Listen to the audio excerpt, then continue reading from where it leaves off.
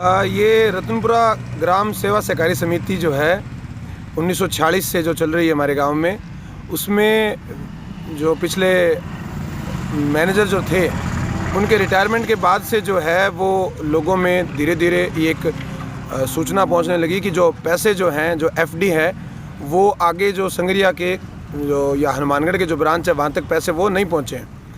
तो जैसे जैसे लोगों को पता चलता रहा तो ये बात सामने आई कि तकरीबन 10 करोड़ के आसपास के जो एफडीआर हैं वो उन्होंने जो है वो केवल अपने तक सीमित रखे हैं, बाईपास करके अपने घर पहुंचा लिए, आगे जो है कहीं भी दर्ज नहीं हुई है। रिटायरमेंट पे उनके तकरीबन 27 लाख रुपए के आसपास जो है वो एफडी दिखाई गई।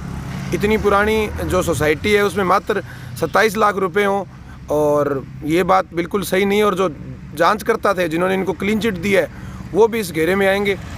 और ये मामला केवल रतनपुरा में नहीं है, और भी जो सोसाइटियाँ हैं, खास करके हनुमानगढ़ ज़िले की जो सोसाइटियाँ हैं, उनमें ये भरपूर मात्रा में जो भ्रष्टाचार देखने को मिल रहा है।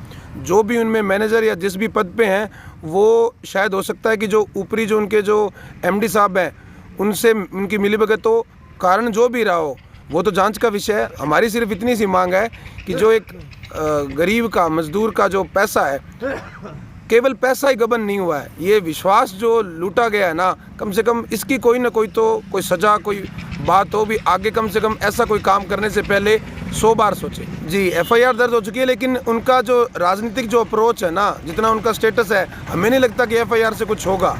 एफआईआर दर्ज होना एक अलग बात है, हम ये चाहते हैं कि लोगों का पैसा वापस पहुँचे।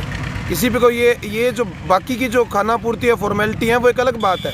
वो कोर्ट अपना काम करे, पुलिस अपना काम करे, जिनका पैसा है वो तो नहीं आ रहा ना, उसी के लिए सारी चीज़ें हैं। 22 तारीख को महापड़ाव है जिला कलेक्टर महोदय के सामने। उन्होंने 1 हफ्ते का समय मांगा था। हम 8 दिन बाद जो है 22 तारीख को उनके सामने धरना देंगे। अभी हम शांतिपूर्वक जो है वो अपनी बात रख रहे हैं। अगर इस हफ्ते में कुछ समाधान निकलता है तो हमें कोई दिक्कत नहीं है कि लोगों का पैसा आना चाहिए, जैसे भी आए, कोई भी दिला दे, कैसे भी कर दे।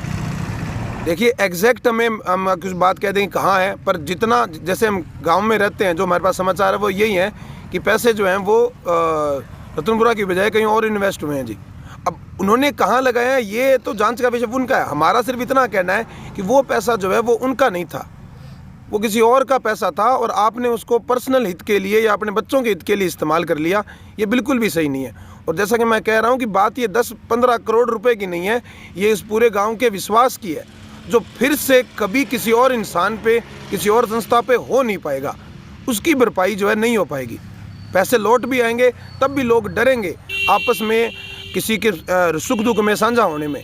ये जो नुकसान है ना, इस पे ध्यान दिया जाना चाहिए कि लोग सोसाइटी पे भरोसा कर रहे हैं। ये बड़े बैंकों को छोड़कर, एसबीआई, पीएनबी, जो इतने 100 सालों से जो बैंक चल रहे हैं, उनको छोड़कर एक मिनी बैंक पे भरोसा करते हैं। और जब जो बड़े अधिकारी हैं वो इस बात को टेकन फॉर ग्रांटेड लेते हैं कि क्या फ़र्क पड़ता है, 2-4 लोग चिल्लाएंगे, 2-4 दिन धरना देंगे, थक के घर पे वापस चले जाएंगे, ये बिल्कुल भी सही नहीं है। क्या नाम है आपका? मुकेश गोदारा।